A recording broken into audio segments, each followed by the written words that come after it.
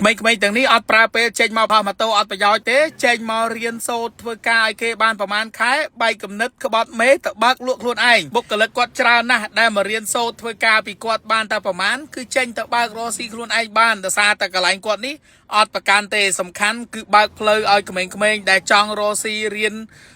បង្កើតរបរអាជីវកម្មខ្លួនឯងនឹងអាចចេញលក់ដូរជាប្រភេទកាហ្វេជិបចប់2500នេះបានតាមអតេសដែលជាក់ស្ដែងដូចប្អូនប្រុសម្នាក់នេះចឹងដែលគាត់ចេញលក់បានប្រមាណមួយរយៈពេលហើយដោយសារតែគាត់បានធ្វើការជាមួយខាងគេនឹងបានប្រមាណខែហើយនេះជាវីដេអូដែលគេបានសួរនាំពីដើមចងរបស់គាត់ពីមុនខ្ញុំធ្លាប់ជាបុគ្គលិករបស់គាត់បងបន្ទាប់ពីខ្ញុំធ្វើការមួយគាត់យូរទៅខ្ញុំក៏ចង់ចេញរកស៊ីខ្លួនឯងហើយក៏ឃើញថាគាត់ក៏មានឱកាសមួយនឹងដែរអញ្ចឹងខ្ញុំក៏ចាប់យកឱកាសខ្លួនហ្នឹងមកតែបងហើយមូលហេតុធំដែលធ្វើឲ្យជិបចប់គាត់បើកចិត្តទៅលាយឲ្យបុគ្គលិកផ្សេងដែលមករៀនសូត្រពីគាត់ហើយអាចទៅបើកខ្លួនឯងបានដោយសារតែគាត់ផ្ដោតទៅលើអាជីវកម្មផ្គត់ផ្គង់គ្រឿងផ្សំប្រភេទកាហ្វេប្រភេទគ្រាប់កាហ្វេប្រភេទកាហ្វេហ្វីនប្រភេទទឹកដោះគោប្រភេទស្អីផ្សេងដែលអាចឆុងកាហ្វេបានហ្នឹងគឺគាត់ផ្គត់ផ្គង់អាហ្នឹងហើយមួយទៀតគឺគាត់មានទទួលបរិញ្ញាបត្របើពុកម៉ែបងប្អូនខ្លាចថាមិនច្បាស់ថាខ្លួនឯងចូលចិត្តអានឹងអីអត់អាចទៅរៀនសាកសិន$22ទេឬក៏ថាគេមានឈុតជាប្រភេទឈុតជំរើសជាច្រើនទៀតមាន135,000 22,000ជាង30,000ជាងឬក៏ថាឈុតទូ199ដោយពុកម៉ែបងប្អូនឃើញនេះក៏បានហើយនឹងឈុត696នោះឮថាមានបងរំលោះអីណាទៀតហ្នឹងហើយបងទាំងអស់គ្នាសម្រាប់ឈុតអាជីវកម្ម$199របស់យើងហ្នឹងគឺបងទទួលបានជាមួយនឹងទូដែលមានរូបរាងស្រស់ស្អាតពណ៌ឆ្នោតនិងជាអត្តសញ្ញាណរបស់ចិត្តតែម្ដងតែបងទទួលបានជាមួយនឹងសម្ភារៈប្រើប្រាស់មួយចំនួនសម្រាប់អាចចេញលក់ឲ្យបានមានដូចជាប្រភេទកំប៉ុងកែវធុងកកជាមួយនឹងធុងខ្មែរសម្រាប់ប្រើប្រាស់អីវ៉ាន់ណាបងហើយអ្វីដែលការតែពិសេសនៅក្នុងឆ្នាំផងដែរបងទទួលបានជាមួយនឹងការបរិយាកាសថ្មីនៅមុខលើច្រើនមកខាងរបស់យើងនិយាយរួមសម្រាប់អាជីវកម្មមួយនេះបើសិនមកបងប្អូនពុកម៉ែមិនប្រកាន់ខ្លួនថាជាលបលំដាប់ទៀបតូចទៀបអីលក់តាមផ្លូវអីទេគឺ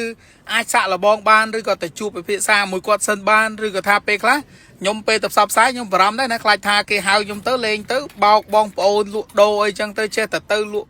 នេះលក់នោះបរៀនចេះបរៀនចុះពេលទៅដល់ធ្វើអត់កើតអីចឹងពុកម៉ែបងប្អូនអាចទៅដល់អាចសុំគាត់សាក់សិនក៏បានដែរឬក៏ថាបងអាទៀបបំផុត$22សិនឈុតបរៀនអាហ្នឹងគឺគេដឹងថាបរៀនយើងថាធ្វើមិនអីមិនលក់ដូរមិនទៅសាក់លបងទៅសាក់លក់មួយថ្ងៃអីតាមគេតាមអតេសអីសាក់មើលសិនមើលទៅតំណងមិនតំណងពុកម៉ែបងប្អូនចាំបងពួកអីខ្ញុំខ្លាចបំផុតអារឿង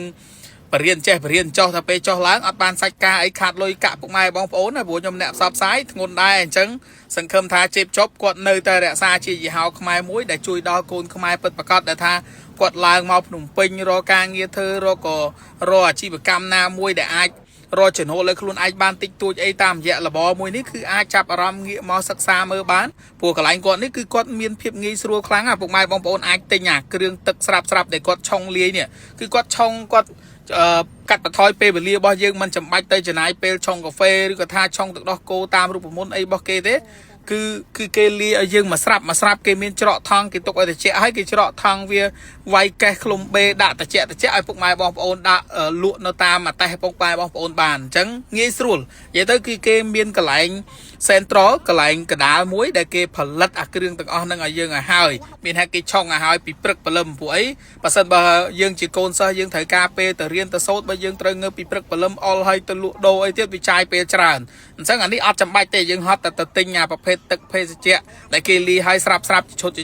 ហ្នឹងយកទៅលក់ខ្លួនឯងបានមួយថង់ប្រហែលគីឡូជាឈុតអញ្ចឹងទៅមានទឹកដោះគោក្រហមមានទឹកដោះគោស្អីច្រើនមានបៃតងមានតែបៃតងតែក្រហមតែអីចឹងទៅមានស្ករត្នោតអីណាកាហ្វេស្ករត្នោតមានអីនិយាយទៅចេញថ្មីអីគឺគាត់មានលាយអាហ្នឹងអញ្ចឹងយើងជាអ្នកមានអតេសលក់យើងចង់លក់ជាអតេសទិញអតេស franchise គាត់អតេសរូបរាងជាយីហោរបស់គាត់ក៏បានឬក៏ថាយើងត្រឹមតែជាមានអីវ៉ាន់ខ្លួនឯងរៀនសូត្រត្រឹមតែពីបច្ចេកទេសឆុងអីខ្លះពីគាត់ឲ្យទៅបើខ្លួនឯងក៏បានអញ្ចឹងពីខ្ញុំគិតថានេះជាលបមួយដែលមានហានិភ័យតិចបើពុកម៉ែបងប្អូនយើងមិនសូវមានដើមទុនច្រើនពេលខ្លះយើងសាក់លបអានតិចហ្នឹងសិនទៅដើម្បីឲ្យដឹងផ្លូវឲ្យដឹងថាគេលក់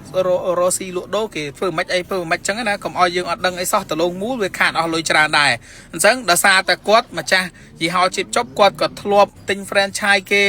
ដែលធ្លាប់ខាតឡងចុងអីអស់ច្រើនគឺគាត់យល់អារម្មណ៍ហ្នឹងអញ្ចឹងសង្ឃឹមថាពុកម៉ែបងប្អូនដែលមិនទាន់ដឹងថារកអីណាគឺអាចទៅសិក្សាទៅទិញសាកទៅភ្លក់មើលតាមអតេសហ្នឹងសាកលោមើលសិនក៏បានដែរអរគុណបាយបាយ